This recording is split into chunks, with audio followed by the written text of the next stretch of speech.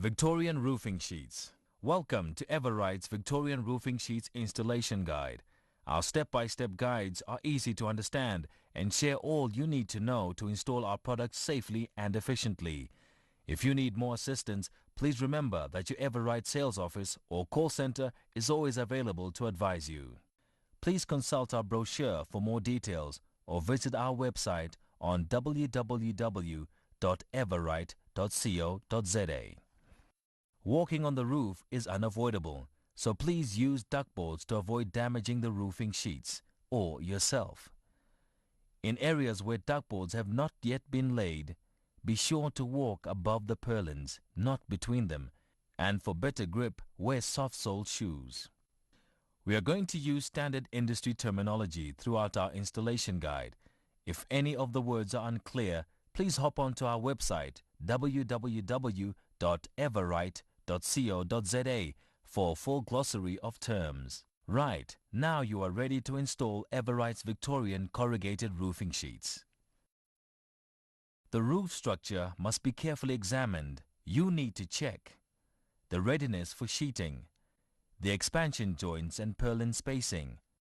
For a roof pitch of 35 degrees, the maximum space should be 450 millimeters, and for a roof pitch of over 35 degrees, the maximum spacing should be 600 millimeters.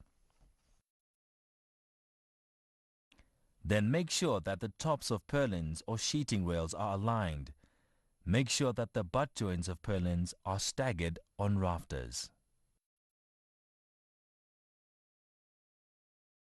If the roof pitch is under 15 degrees, the end and side laps must be sealed.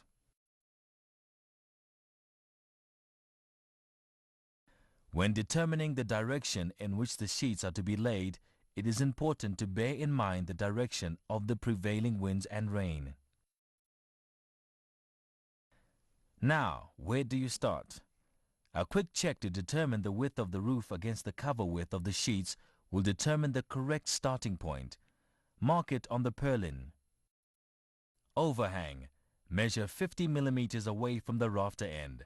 String a gut line at this measurement, which gives you a line to work with. This will also give you your gutter position. Determine the correct end laps to suit the roof pitch. The minimum end laps for varying roof pitches are as follows. For a roof pitch of 25 degrees and over, the minimum end lap should be 150 millimeters. For a roof pitch of 20 degrees to 25 degrees, the minimum end lap should be 200 millimeters.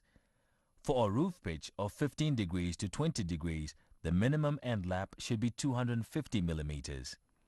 For a roof pitch below 15 degrees, the minimum end lap should be 300 millimeters. It is important to remember that this information is for normal exposure. Where abnormal weather conditions are known to exist, suitable alterations should be considered. Your Everite sales office or call center is available to advise you. Now for the rewarding part. Lay one row of sheets with the smooth side up, eave to ridge along the starting line. By doing this, you are able to determine the exact length of the overlap and miter up to a maximum of 300 millimeters. Then mark out the miters.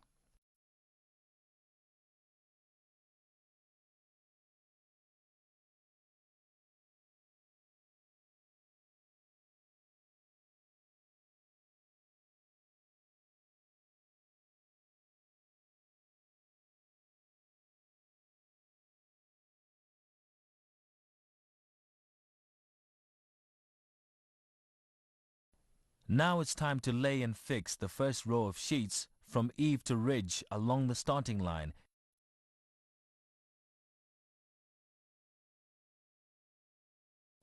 Never punch fixing holes, as this may induce cracking of the sheet.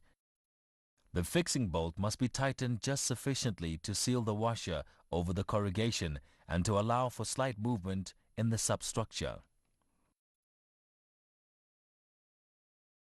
For the next row, measure the cover width of the sheet, marking the top and bottom purlin, bearing in mind that the sheets are designed for a lap of 1.5 corrugations.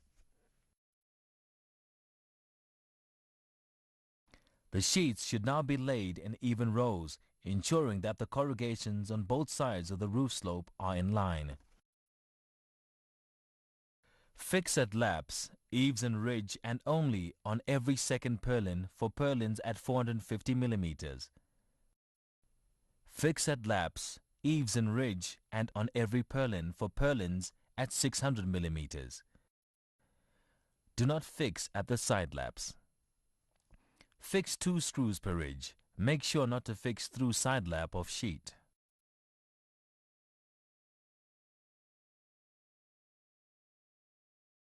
The fixing bolt must be tightened just sufficiently to seal the washer over the corrugation and to allow for slight movement in the substructure. Hook bolt nuts should be finger tight plus 1 turn. If you over-tighten, you risk damaging the sheets. Sunlight may be visible from the underside of the side lap corrugation. This is caused by the sheet design. A slight gap at the side lap allows for slight movement in the sheet or substructure. This gap will, however, not affect the water tightness of the roof.